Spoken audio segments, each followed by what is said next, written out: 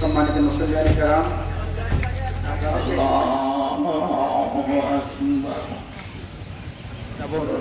সবাই ঘুরতে যাবো নানান জায়গায়, বেশ আনন্দের একটা দিন আর কি। সবাই উপভোগ করতেছি আলহামদুলিল্লাহ। আল্লাহ তাআলার কাছে অনেক শুকরিয়া, লাখো কোটি শুকরিয়া। সবাই একই সাথে যে আনন্দটা উদযাপন করতে পারতেছি, সবার প্রতি ভালোবাসা। ইভেন আমাদের নন মুসলিম ভাই বোনেরা যারা আছে সবার প্রতি ঈদের শুভেচ্ছা। নতুন বাংলাদেশ আমাদের আজকের এই সুন্দর পরিবেশে, নিরাপদ পরিবেশে আমরা ঈদ উদযাপন করার জন্য এসেছি। অত্যন্ত সুন্দর পরিবেশে ঈদের নামাজ পড়ে আমাদের খুবই আনন্দ লাগছে, ভালো লাগছে। নতুন বাংলাদেশে অতীতের সমস্ত বিভেদ, যত প্রকার অশুভ কার্যক্রম আছে সব কিছুকে পেছনে ফেলে আমরা আগামীর সুন্দর বাংলাদেশে প্রত্যয় এগিয়ে যাব। বিশিষ্ট আলেম দ্বীন হযরত আল্লামা জনাব মাওলানা ইন্নাল্লাযীনা আমানু ওয়া আমিলুস সালিহাত সায়াজআলু লাহুমুর রহমানু উদ্দা।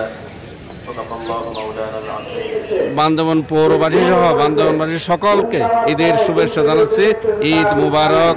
অনেক কষ্টের বিনিময়ে এই মাঠটা সুন্দর করা হয়েছে। যারা বেশি কষ্ট করেছে তাদেরকে ঈদ উপলক্ষে আমার পক্ষ থেকে অনেক অনেক শুভেচ্ছা।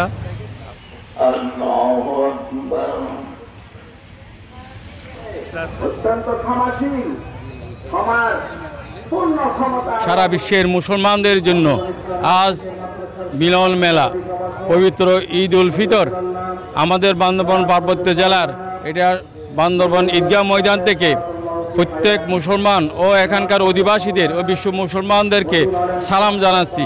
ঈদ মুবারক, ঈদ মুবারক, ঈদ মুবারক।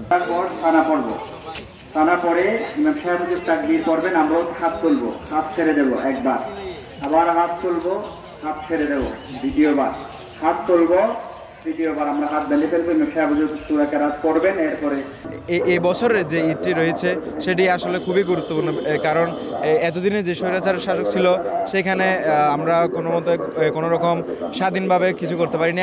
এই বছরে আমাদের এই দিনটি সবচেয়ে বেশি গুরুত্বপূর্ণ।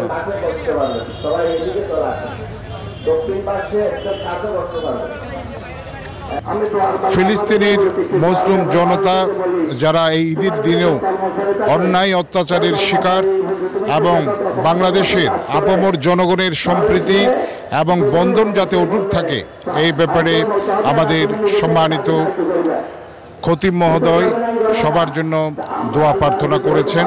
আমরাও চাই বান্দরবান, বিশেষ করে বাংলাদেশের সবাই ভেদাভেদ ভুলে সবাই একত্রিত থাকার।